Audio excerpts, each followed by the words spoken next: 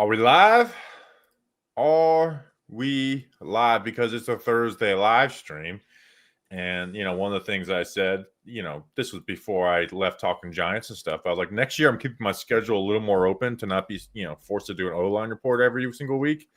And sometimes, you know what? we're going to do a live stream with a guest to fill the gap. So we need to be live to do a live stream, though. So that's very important. So let us know if we are live, because we have NYG Daily Weiss with us.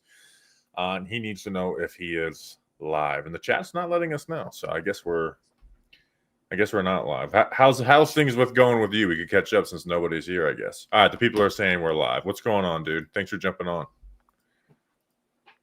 Appreciate it, Bobby. Appreciate you having me on, man. I know we talk a lot through text and on the phone, but it feels good to do one live, as you say. Yeah.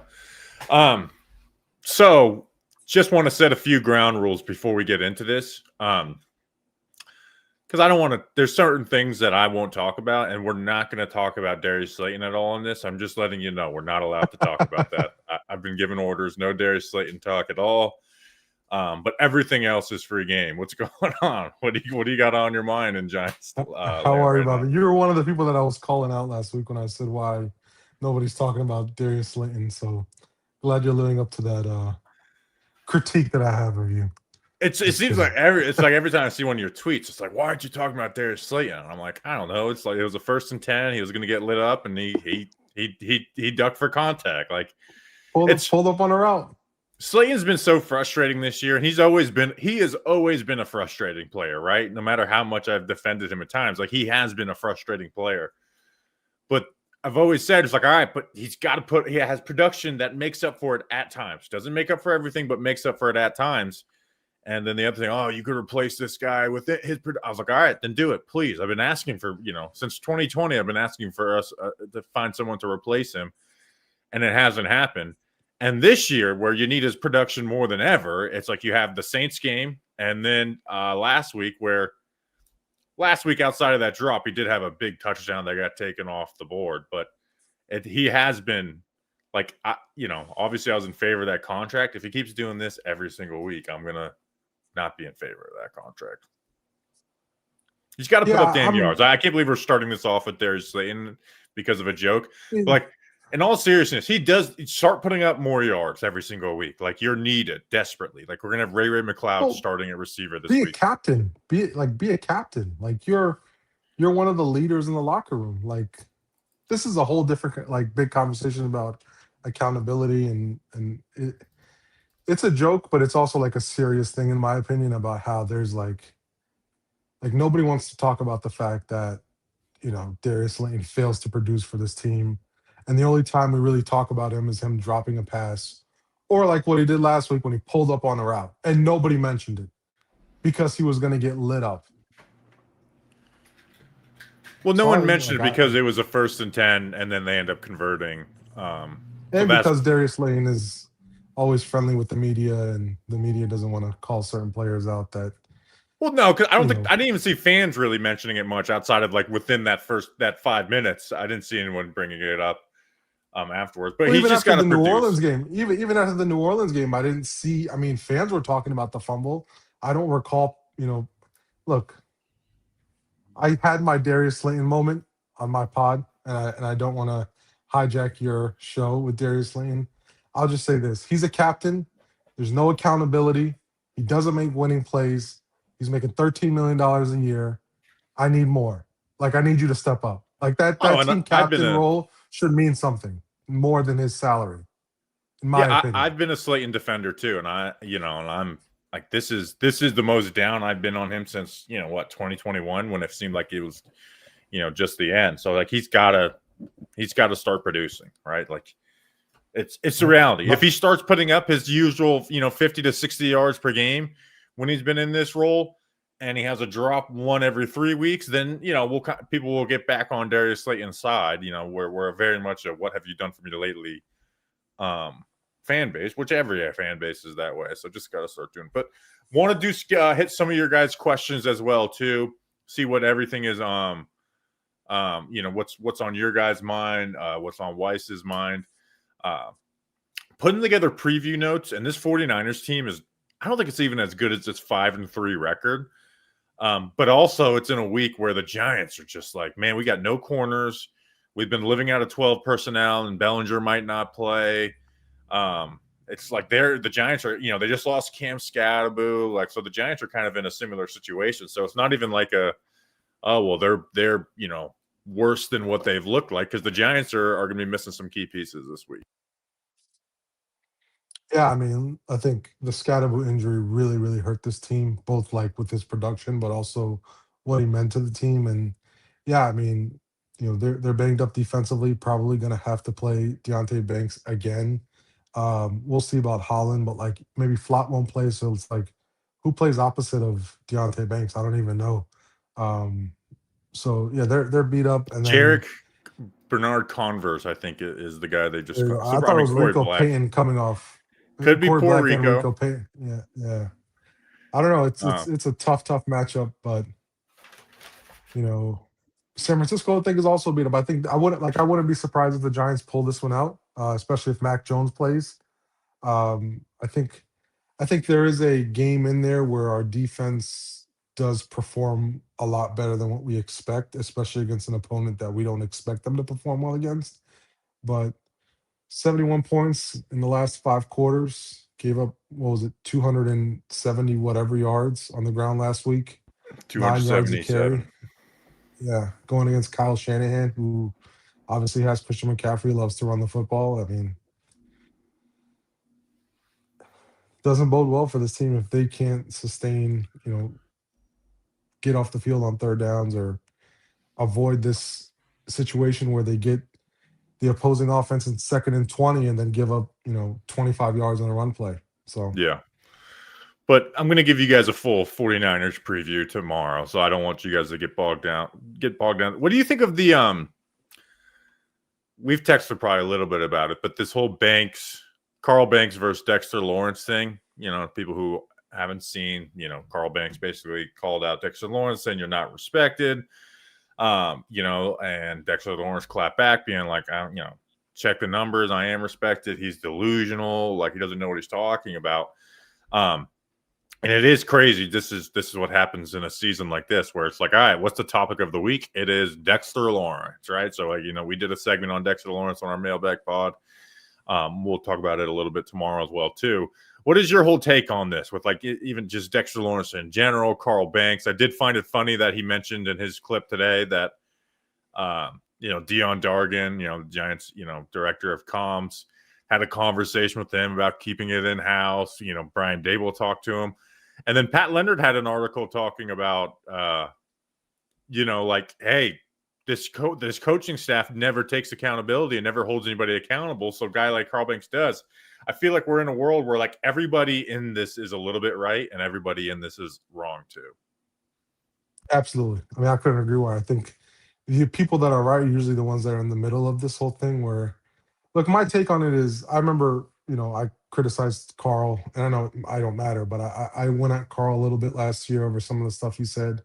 And he was like, he sent me a message like, I recommend you watching my stuff. So I made it a thing to like watch his podcast with Bob Papa every week. And yeah, I mean, I definitely think he has been more critical of players and coaches this season than years past. I thought he was critical of Kayvon a couple weeks ago, really called him out by name, just like he called out Dexter. He's talked about Tyler Newman. He's talked about the coaching staff. His critique of Dex was a little surprising because of the words he used, not because he criticized somebody so openly. Obviously, when you say, they don't respect you, that's certainly not the case. Obviously, I've seen everyone, dig up the double team percentage. I just think what Carl is saying is like, look, Dex is not playing at the standard that we know Dex to play, which was like last year was like, this could be a Hall of Fame defensive tackle. Like, this is one of the all-time great players at his position, if not the best in the league last year. He's not playing to that. He saw double teams last year and he was getting through it. It's not so the stats or the numbers. It's more so the disruption that we're not seeing. He's not, bullying through offensive linemen that are trying to block him. So yeah, I think it was warranted. I mean, listen, when you give up 71 points through 5 quarters and the team rushes for 270 some odd yards, like everyone bears some responsibility. Dex is a leader, he's a captain. The production, or not the production, but we're not seeing the same disruption. And I think Carl was right to call him out. I think Pat Leonard was right in his sense that, hey, like, there's no accountability. It's 100% a fact that they don't hold players accountable. Bobby, you talked about it with Malik Neighbors and the practice thing last year. So I have no problem Carl calling him out. I think it was, for the most part, I understood where Carl was saying. I obviously, the whole players don't other teams don't respect you was a little bit, not even going to say out of bounds, but like not true. But overall, I mean, I don't think that this is something that, look, Dex obviously took offense to it, but Dex didn't also deny that he isn't the disruptive player that he is. He just said, hey, check the numbers. I still get double teamed. Well, that's not the point. The point is, you were getting double teamed last year and you were still being disruptive. That disruption is not there right now. The reality is Dexter Lawrence is not playing terrible football either. He's playing good No, football. He's playing good football, but he's not playing great football, which is the standard that he himself set for himself. I do the cut-ups every week, and, the last 3 years, there's multiple games a year where I could put together a 6, 7, 8 play cut-up of you just dominating. Now, if I do a cut-up on Dexter Lawrence, it's like 3 really good plays and it's not greatness after that. It's fine. A lot of, just submitting to the double teams, right? There's a difference. Just being double teamed doesn't mean you're out of a play, right? There's a difference between being doubled, holding strong versus a double, winning a double, or losing a double. And there's been more losses for Dexter Lawrence in that this year. And that's backed up with film. I started my film review on Patreon this week, going through some of those plays and saying that didn't happen before, so. But the main takeaway from this should be is the fact that, like, I think Carl did that because he's like, Carl was a great player and he was on a great team where they did hold their stars accountable, basically, except for Lawrence Taylor, right? Like, he was the only one where they didn't, feel the need to do stuff like that. But they held each other accountable. And obviously it's a different league, but these coaches don't hold the players accountable, right? Like, Dexter, you were at training camp. Dexter Lawrence in training camp, they just are like, yeah, you can just show up when the season starts. Like, they did not practice him. When he was out there, it was surprising. And they didn't really get any real training camp until the Jets joint practices. And at that point, training camp was almost over. So, like, they don't hold these players accountable, right? And then they complain about it, right? They, complain, and murmurs get out there. They leak out. Malik Neighbors was one last year. We're like, oh, they don't like his practice habits. Is it lack of attention to detail on certain things? But the thing is, as they talk about it, they complained about it a little bit. They would show, people, after the games where it showed up, but they never really held Malik Neighbors accountable because they were afraid of the players turning on them. So it's a whole organization-wide issue. But I'm at the end of the day, I'm actually happy that Banks did that because I hope it does light a fire under Dexter Lawrence. That, like, what, these double teams should not be stopping you. Couldn't agree more. I also think Carl Banks' comments were genuine and something that he thought, not something that someone told him, hey, can you bring this up? Or, hey. No, I don't think that is ever this what you're happens saying? with that podcast. But I also know that can happen indirectly when there's conversations that happen and then they don't like, hey, go bring this up. But, like, okay, for an example, when Kadarius Toney got traded, for about a few weeks before that, all of a sudden on their podcast, they're talking about, like, he can't learn the playbook, all this. Like, there's not, like, they're hearing that information. It doesn't mean they're saying, hey, go on your podcast and talk about Kadarius Toney, his issues and make it seem like we're out on him. No, they just kind of knew that, and so they talk about it. So it's a good way to get insight. So I'm not saying someone directed him on that, but I'm saying this was not like influence based. This was more Carl watching the game film, coming out of that and saying, like, yeah, like, this is not the Dexter Lawrence that I've been watching for the past 2-3 years dominating players. Yeah. Again, I hate overanalyzing, like, what Carl Banks and Bob Papa and Paul Schwartz and stuff are. I think because we've been through so many losing cycles, we've figured out how some of these cycles work. And now, because we've figured that out, we overanalyze those cycles too, where it's like, not every article certain writers write is a directive from the team. Like obviously you Right. can tell when there's influence, but like not every article that certain writers write is a direct reflection of like what the team wants out there. When it's big, important stuff, then yeah, you can kind of read the tea leaves. So let's get into some of these questions though. So hit it with some questions. Anybody see us making a move for a receiver? Is that dream essentially dead? It feels dead, right? Ricky came out today and said that the Waddle stuff was all fake news. I think more so from maybe the Dolphins angle where they're not willing to trade from him. But where are you at with the receiver trade? Because I know you were someone who wanted to do that. Yeah, I mean, I'm still in favor of making a move for a receiver that makes sense. I'm not somebody that's like, hey, let's trade for a guy in the final year of his deal who's gonna take the Giants beyond the woodshed on contract negotiations, like a Jacoby Myers. Like if you trade for Jacoby Myers, you have to do so with a contract extension already agreed upon. Now, I don't think that's going to happen. Same thing with like a Shaheed. Olave has the concerns with the concussion. I don't know if I want to commit big money to him. The only real name was like Jalen Waddle, and I was like, yeah, listen, I'm willing to spend like a second and a third next year or something like that, or a second and a day 3 pick. Like I think Jalen Waddle is a really, really good player, a guy that can play like a wide receiver one. I think his contract is fairly easy to work with. I know he has some heavy cap hits, but you can work around the cap in 2028 and 2029. That's not even worth talking about right now. But I'm still in favor. I'm still open to the idea, but it just has to make sense. It can't be a move just for this season. It has to be a move for the next 2, 3, 4 seasons. And right now, it just that doesn't look like something like that is available. That's worth spending, assets on.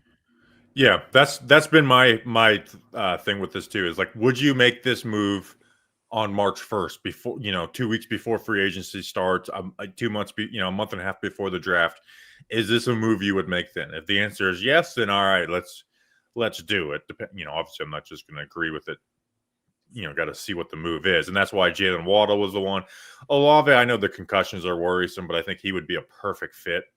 I think Waddle and Olave would be perfect number twos to go with Malik Neighbors and guys who can handle number one while Malik Neighbors isn't out there. I'm also not like, hey, Malik Neighbors may not be ready till week 3. This is why we got to get a wide receiver. Also, Malik Neighbors is going to be ready for week 1. I'm pretty confident in that. Let's see. There's a good one. What are your thoughts on all the praise from coaches league-wide on Jackson Dart? Normal respectful talk or genuine respect? So I'm sure there is some genuine respect. This is another thing we haven't learned because we are one of the teams that doesn't change quarterbacks all the time. We're like Commanders fans are probably used to the cycle of having a new quarterback. I do remember 2019 though, and I remember specifically like Bill Belichick early on praising Jones and stuff, and that being a big thing. I do think it's more defensive coordinators get asked about the opposing quarterback and they just praise them, right? Because like you think about even the Spencer Rattler situation where it's like, yeah, they don't disguise much, and that gets picked up and turns to a big thing. If Robert Saleh like brushes off Jackson Dart, that becomes like Pat Shurmur, right? We thought he had a chance to be a starter, talking about Josh Allen, and that was their bulletin board material. So I don't take much stock into that. I watched the film, bro. So my eyes are the things that excite me about Jackson Dart, but he's playing well enough to where they can't just dismiss it either, right? Yeah, I'm sort of with you. I think you can sort of tell like genuine and just respectful talk. Like I thought Robert Saleh's comments today was more like a respectful thing, where when he said, I would have gone into the blue medical tent too if I was Brian Daboll. Yeah. Whereas Vic Fangio, when he talked about like, hey, excuse me, Bobby, hey, like some teams are going to regret not drafting this guy. Like I think that was a genuine thought by Vic Fangio because I think he's like really putting his name to something like that. And I think so you can differentiate between the two, whether it's just like normal respectful talk and what's genuine. And I think the example is Saleh today, more respectful thing. Vic Fangio talking about other teams regretting not drafting him. That's more genuine respect. I've got a question now that you mentioned Vic Fangio. And we are nowhere near some people still ask me for it, but they ask me like, what are your head coaching candidates? And I'm like, I haven't even thought about it. I like the Sean McVay tree. Don't you think Vic Fangio is like an underrated head coaching option? You know, like he's consistently put together top defenses in the NFL. In his time with the Broncos, those were number one defenses. You know, they went 7-9, 5-11, and 7-10, and they never had a quarterback. You know, his first year they had Joe Flacco. The next year was Drew Lock, where they went 5-11, and then the year they had Teddy Bridgewater, they went 7-10. But they probably would have made the playoffs if Bridgewater didn't get injured that year. I think Vic Fangio is a great defensive coordinator. I just think he's one of those guys that I don't think will ever make a good head coach, just because, you know, some of the stuff I remember in Denver where he, you know, was clock management in game, like Yeah, I coaching remember that a little decisions, bit, but those were a big problem. But great those are defensive things you can coordinator, learn yeah. from. Yeah, but he's also like in his 70s. How much more can you learn from all your years of coaching? Let me see how. I just remember thinking the Broncos shouldn't have fired him. He's 67. I won't do that. Let's see.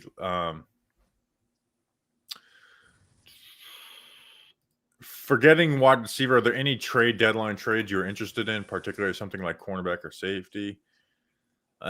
You know who I'd be interested in? Where it's like the Giants trade their second round pick and a future third. And I'm like, people are like, what? Then Denzel Ward. Think trenches. Is it a corner? Trenches. Oh, defense. Jermaine Johnson. Oh no, he's not. Quinnen Williams. Yeah. I know. I was good. My next thing. I was like, they would have to get a first for him. So that's one of the things that sucks about being bad is like you can't trade a high first round pick at the trade deadline. Yeah. But I would like, I still see these mock drafts that people are doing early, right? And they got like Jordan Tyson, wide receiver and offensive tackle. And I just keep seeing Peter Woods. And I'm like, dude, like I want it. I want a front. Like, don't you guys get tired of watching the run defense be terrible? And this will make our pass rush better too. Creating a monster. I know people just, especially this time of year, when you think of like draft, people just only look at position. Nobody are really talking about names. It's only position. But I just keep on looking at Peter Woods and like one of the things I do to help myself when the Giants lose games, which a lot of these games they've been losing, I've been like overly emotional compared to years past, I immediately go and do a mock draft. And every time I get to, I think they were picking 6, they get to 6 and I'm like, oh, Jordan Tyson's there. Oh, Carnell Tate's there. Oh, never mind. I'm taking Peter Woods from Clemson, who I think is going to be, I wouldn't be surprised. Like, it's early. I don't want to do draft stuff, but I think if he's there at 6, you're running to the podium. That's how good I think he is. Hold on 1 second. Mock drafts after games is a big therapy session for me. Here we go. All right. Pick number 1. Let's go slow speed. Yeah. I would say quarterback, right? Saints. Saints are going to go quarterback. Fernando Mendoza. Okay. Jets. Caleb Downs. I wouldn't hate Caleb Downs either. I know it's a safety. Ruben Bain. Jordan Tyson, wide receiver off the board. TJ Parker. Who are we looking at here? I heard this Arvell Reese dude is a beast, right? Yeah, that's great. I'm still taking Peter Woods. Oh, Peter Woods. Yeah. All right. You know what? I know people are like, why are we doing this? But I need to do a quick chat. Let's get Peter Woods or Arvell Reese. Quick. We don't have Caleb Downs is not available. The first person to get 2 names, first person to get 2 is in there.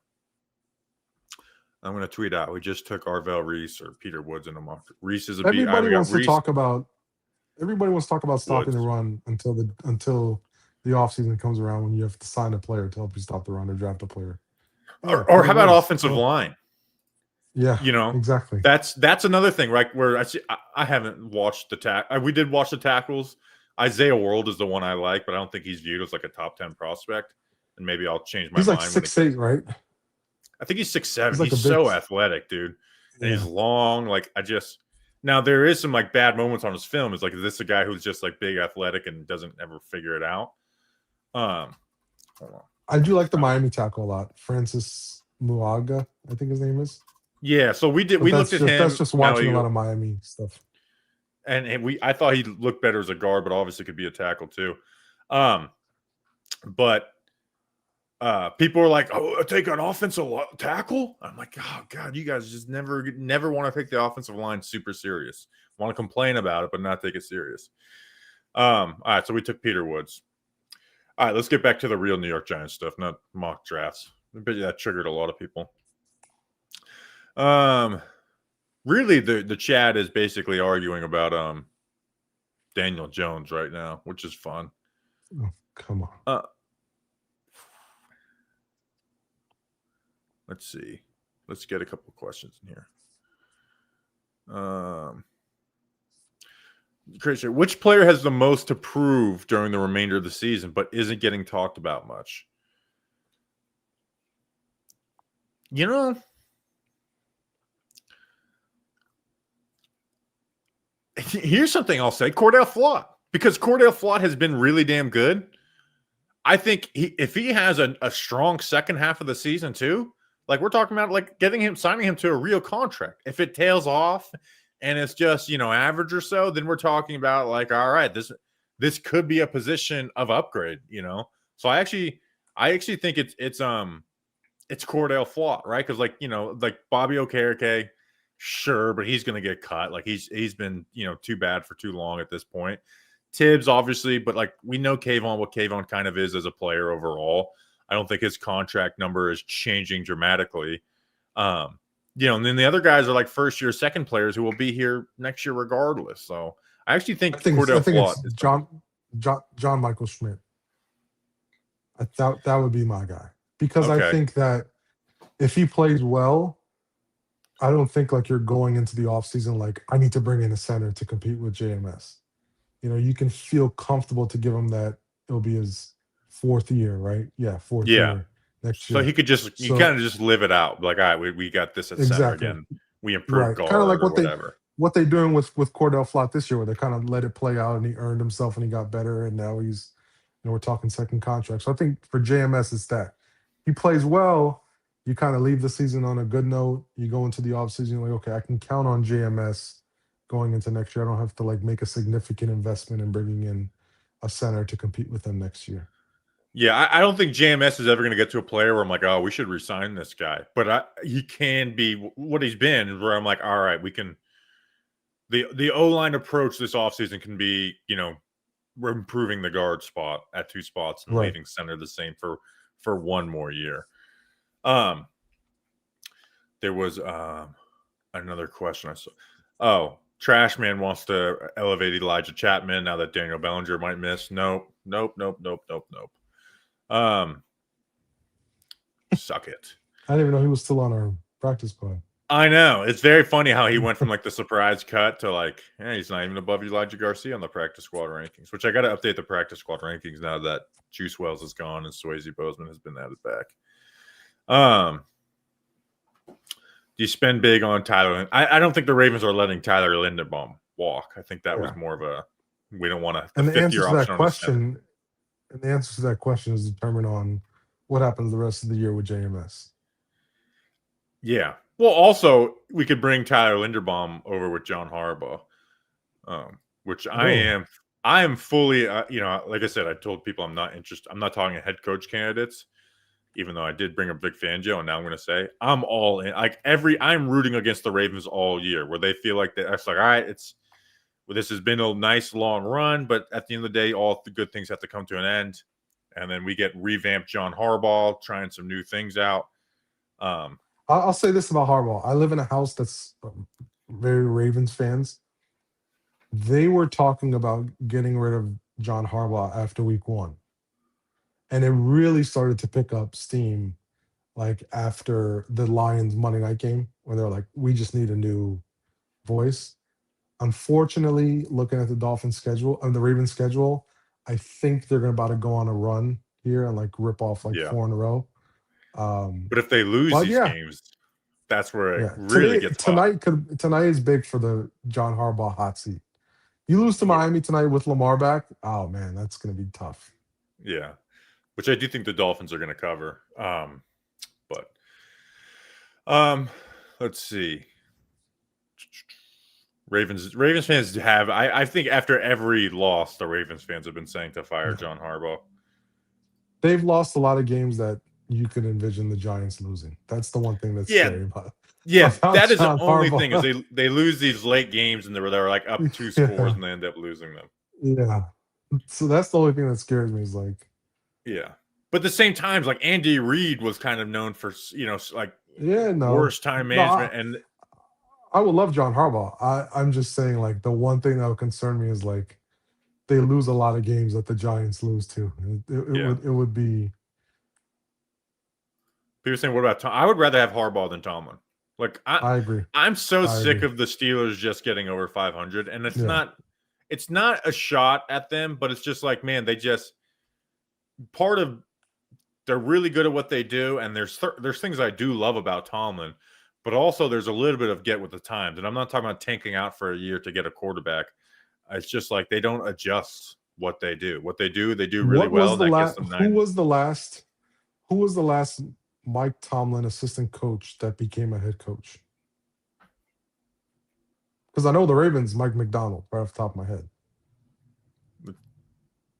Todd Haley, did he get a gig Yeah. any So or no? the point is, you have to. I wasn't Todd Haley the coach of the Cardinals before he became the offensive coordinator in Pittsburgh. Yeah, that's what it was. And one thing I hate Yeah. about the Steelers is the fact that they don't go and find the right assistant coaches and they hire No. within. Where John Harbaugh's the opposite, right? That's what if you ask me, like, what is because John Harbaugh is a former special teams coordinator. It would be funny for us to hire 2 special teams coordinators turn head coaches in a matter of less than 5 years or whatever it would be. But like what he is elite at is hiring the right guys and firing the wrong guys quickly, you know. So Marcus Kuhn for head coach. F it, let's do it. Let's see. We spent a lot of time talking. This is what the live streams are for, though, for these random conversations that I would never have on the podcast in week 9. How should I destroy my number 25 Deontay Banks jersey? Get creative. I have a 76 Eric Flowers jersey still. Oh my gosh, that's brutal. I have on my 76, Instagram. not even 74, 76. That's brutal. See, I'm not a quick jersey getter, so I don't have any bad jerseys for the Giants. For I anybody, used to do the really. stupid thing where I would buy first round draft pick jerseys. Danny does that every year. I think I stopped at Eli Apple. Yeah, I think I bought a Danny does that every jersey. year. Like the only current player jersey I have is Andrew Thomas. I have a Dex jersey. I have Thomas. I have he's on the team. I have a Saquon jersey, which was gifted to me, but I have a Daniel Jones jersey. Can you believe that? Yeah, he's a quarterback for a long time. Yeah. The next sports jersey I want, a nice 31 Cam Schlittler. He's my favorite player, dude. Yankee pitcher. Yeah, he's my guy. I'm not a big Yankee guy, but I like Cam Schlittler. I might get a Ray McCloud 88 jersey. That'd be a good one. Or just get a 39 one and say people forget he wore number 39 on the practice squad. Yeah, what do you think of Ray McCloud? We were watching the quarterback series, and I was watching Kirk Cousins yell at him time after time, like, sit, which is very, very worrisome for this Brian Daboll offense that has a lot of options in it. But he is better than Lil Jordan Humphrey and Jalen Hyatt and Bo Collins. So I think I put on a tweet. I was like, I'm actually excited about Ray McCloud. I actually he's like a real, like we heard the term gadget player a lot. I think he is like a real gadget player. I think first of all, he's going to help in the return game, which I think is going to be big. I think you can put him in the backfield. You can put him out wide. I think he has good hands. Not a high IQ guy, but I think if it's something that you can work with. So I'm excited. I think you get the ball in his hands, he can make plays. Whereas the receivers currently, you get the ball in their hands, and it's like that's it. They're not getting anything else. I think Ray McCloud can do a little bit more. I'm interested to see how they use him because, like I said, I think he's a real gadget player. Um, shit, I lost my train of thought looking at the chat. Like people would have been excited if they got Cordell Patterson a lot more, but I actually think like Ray McCloud is a little bit a better version of Cordell Patterson. If he has a good game this week, it's really going to drive in the knife because 49ers fans hate him. Really? Yeah, he fumbled in the Super Bowl. Right. And when he was, because the 49ers played the Falcons the other week, and that was when he got cut or whatever, Yeah. because I think the story was like he went to his own he had a birthday party and missed practice that day, and like I guess he lied about what his excused absence was, and someone shared, I don't know.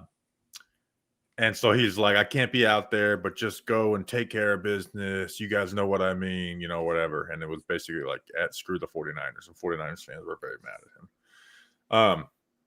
Should we draft a kicker if Waller gets 50 catches? It's so frustrating that Darren Waller has 4 touchdowns, but only 10 catches, and now he's on IR. So he was giving me hope, and he's not going to get that 50 catches to get us a 2027 7th rounder. Well, don't they have like 3 6-round picks this year? I think one of them they can use on 2. a kicker. Actually, right? they might have 3. Let me look it up. I tweeted it and search. But they don't have any 7th round picks for the next 2 years, which I love 6th and 7th pick rounds. So let me ask you this: as we're on the precipice of a trade deadline, Yeah. I would trade Evan Neal and Jalen Hyatt combined for a 7th round pick of the team that's projected to have the best record in football. Do you disagree?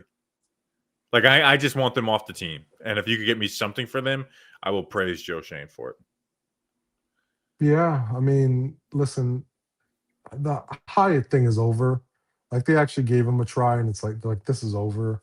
Evan Neal, they don't even want to give him a try, and both are not under contract after this year, so it's not like oh you can still there's no time left. Um, so yeah, anything you can get for them, just get it.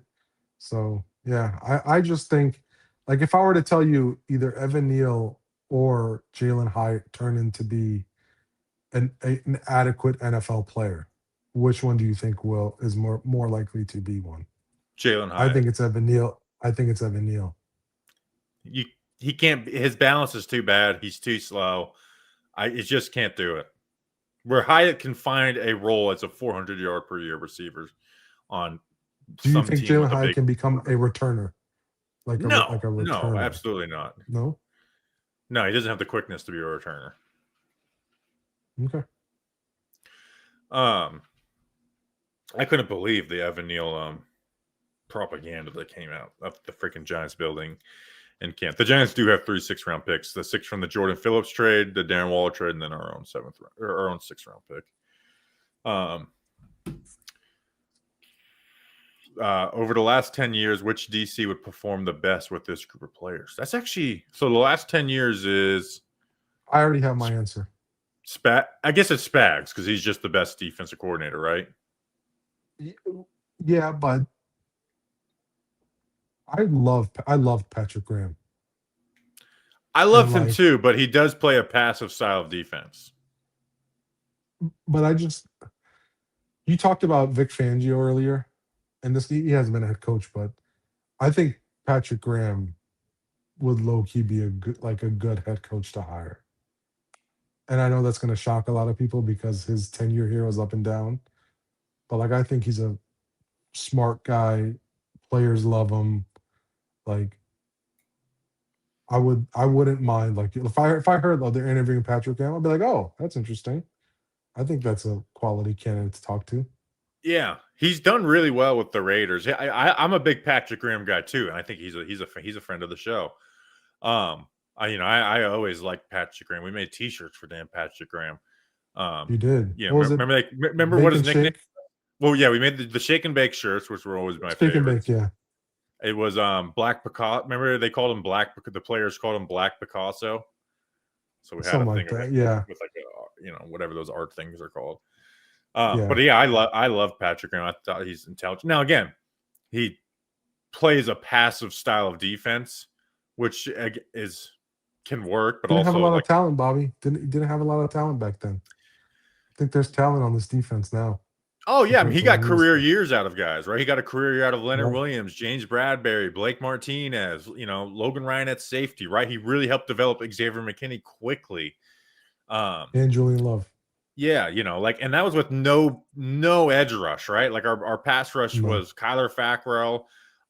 And now my biggest critique was like they didn't play Marcus Golden because he didn't drop back into coverage when he was their best pass rusher that year.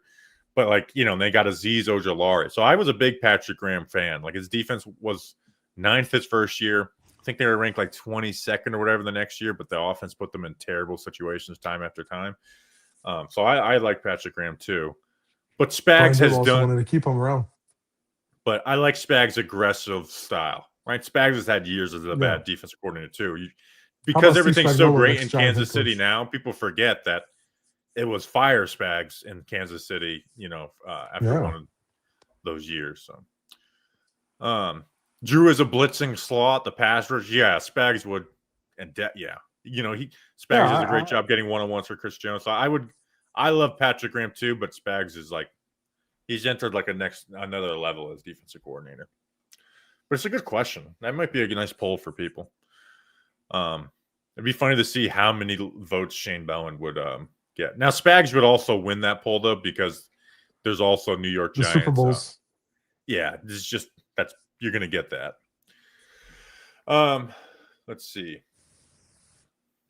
So Grant was going to be our defensive coordinator. And then he was. Daboll wanted to keep him. Yeah, which that's something that like I was in favor of, but then like looking back, it's like Daboll was pretty lit. Like you remember, one of my biggest red flags of Daboll early on was the story of how they hired Thomas McGahee, where it's like they're like 5 minutes into the interview and he's like, "Do you just want the job?" And he's like, "Yeah." He's like, "Okay, you can keep it." I'm like, that I kind of hate that, dude. Go find your own special. I remember sitting in a hotel room at Mobile, Alabama, being like, I wish he would have found his own special teams coordinator. Thoughts on Bill Cowher? I love the randomness of this question. Love Bill Cowher. It's not as a coach. He hasn't coached in like 20 years. He's not saying for the Giants. It's just like thoughts on Bill Cowher in general, maybe. I mean, maybe. Great on TV. That was a good 7-year period of like Bill Cowher possibly coming back to the NFL. I think he was just trying to get more money out of CBS. Yeah. Let's see. All right, let's get into some more questions. We've really went down. I thought we were going to do like a lot of like digging into the. Can I ask you a question, Bobby? Because can I ask you a question?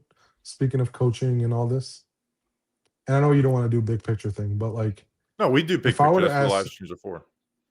Okay, so I've gone back and forth on this, and I've debated this like with people. This year, right? This year, what's been the biggest problem? Talent or coaching? Because last year and the year before that, I would say 100% talent. What would you say this year?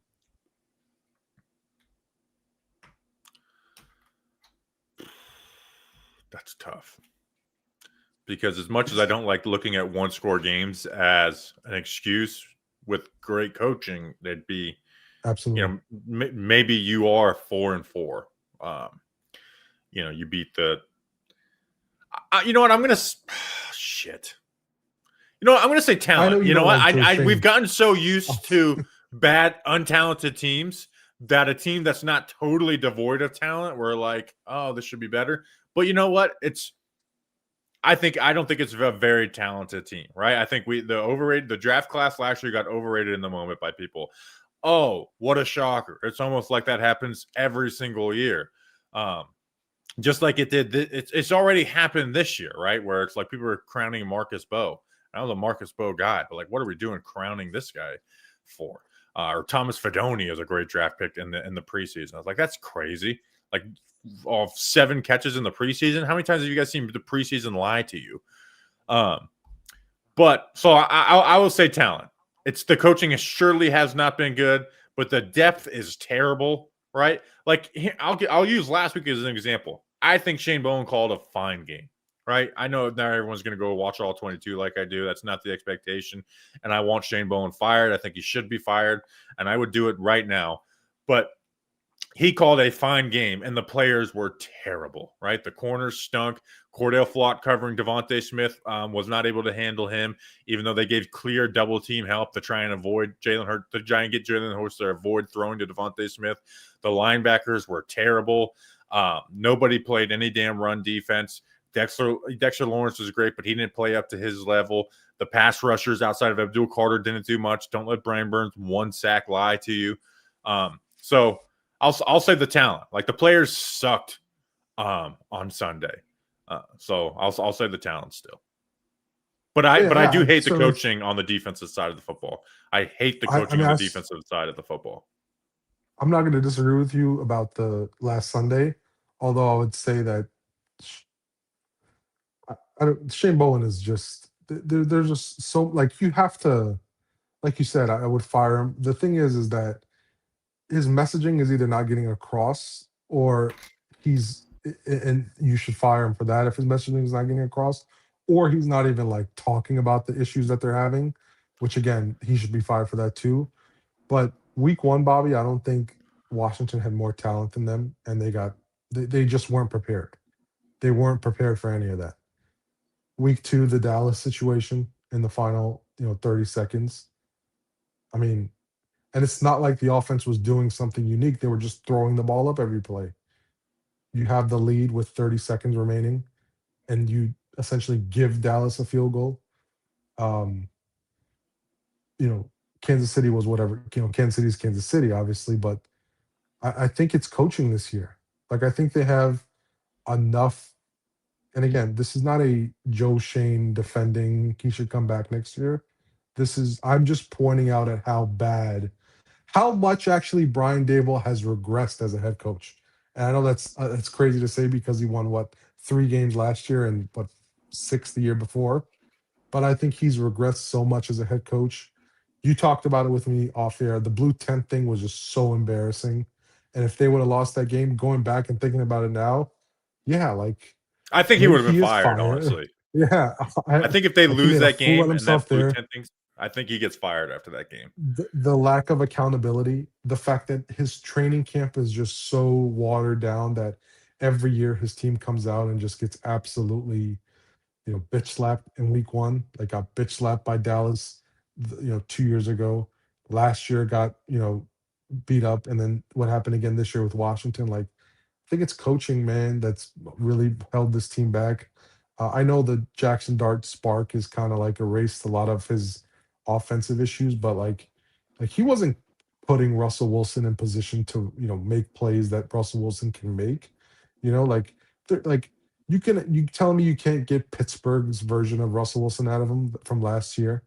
Like, well, the issue is week 1, the game plan was I never try to be a prisoner of the moment. It was the worst coaching performance all around from a Brian Daboll coach. Week 2 and week 3, they did call the game plan for Russell Wilson. Week 2 it worked, week 3. But I think that's part of the issue where, like, people are like, oh, Arthur Smith never gave Russell Wilson control of the offense. Like, yeah, because Russell Wilson is just like deep ball or bust. And that's easily schemed for. So I think offensively the coaching has been fine. It's had good moments, bad moments out after week 1. Defensive coaching, yeah, I think the defensive coaching just flat out has stunk all year. Outside of both Eagles games. Those are the only 2 games where I left being like, defensively, that was a good coach game. Was just both. I think they had a good game plan against Kansas City, albeit Kansas City didn't have any receivers like that. Yeah, I it was whatever. Let's go for another like 5 minutes or so, and then we'll head out, and then we're gonna go record the preview pod on Patreon.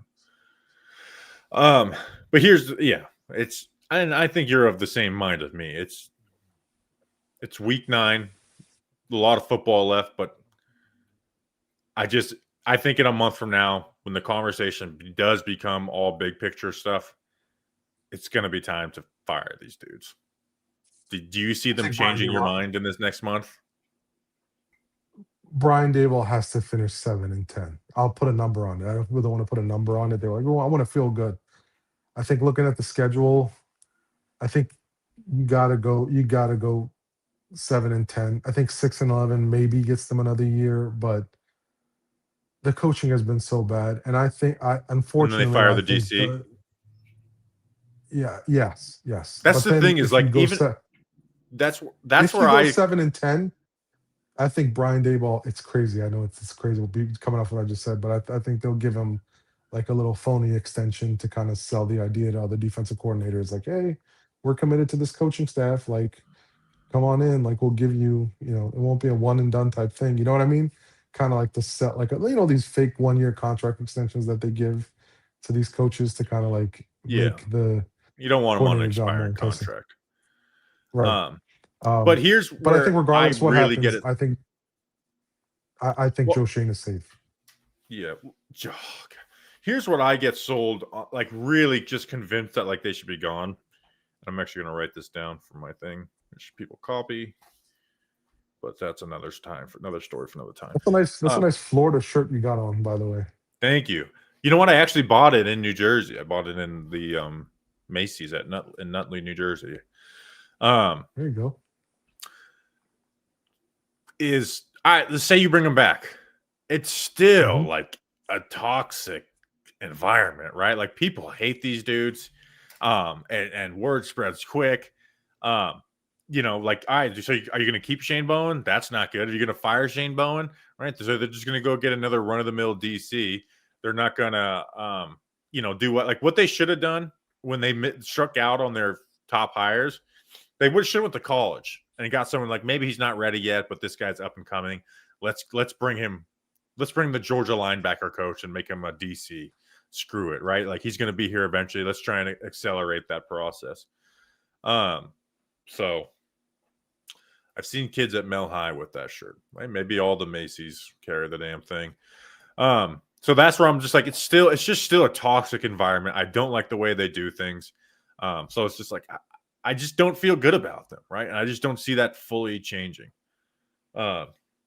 There's no Macy's, and maybe it was a J.C. Penney. I don't freaking know. Okay, I'm not trying to lie though. Nordstrom. I can't remember what it was. It might even been Blooming. I don't freaking know what damn city it was. I don't live up there. I was only up there for 3 weeks. Which, dude, screw that Airbnb too. By the way, I could do a whole podcast on how. Well, what do you think a win total for Brian? Like, what does he need to? Does he need to go like 7 wins? Is he back? Oh, I think John Mara can be convinced with 3 wins. Like getting to 6 and because then they would be what 3-5, or I guess that'd be 3-6 at the end of the year. I'll say 6. Yeah, 6. Or no, that would be 4-5. I think 4-5 to finish the year brings him back because John Mara doesn't want to fire him. He's dealing with his health. Yeah, I'm with you. 6-7 wins. I think they're back. Yeah, they got the injuries as an excuse. What? Never mind. I don't even want to acknowledge it. Oh, Bobby, I got 2 kids now, man. I don't know those jokes anymore. I thought that you did, because it's the joke. It's finally hit the mainstream. I get it now. But at the time, look, 6-7 wins. I'm with you. I think they're back. Yeah, it finally hit probably about a week ago, where it finally, like, now whenever I see those 2 numbers together, it actually it makes me think about it. Didn't happen. I still don't know exactly what it means about the 6-7 thing. It doesn't mean anything. That's a joke. But now to the point where people like me and you know about it, now I'm sure like anyone who's under 22 hates it, which is the way things should go. All right, let's get out of here. We will so preview pod in the morning.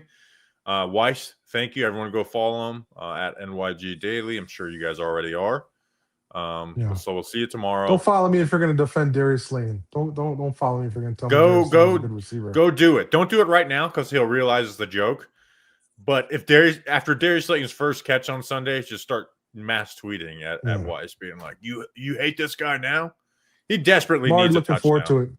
I'm already looking forward to week 14 when he has his meaningless 100-yard game, and Bobby does a film breakdown about how great he is and why he's worth the contract. There we'll go. This year I was going to do like all the times he passed receivers in the rankings. Now it's too toxic now because he's probably going to pass Shepard in the next week or 2. And in fact, let's look that up right now. I can never get off a damn live stream because I keep getting distracted.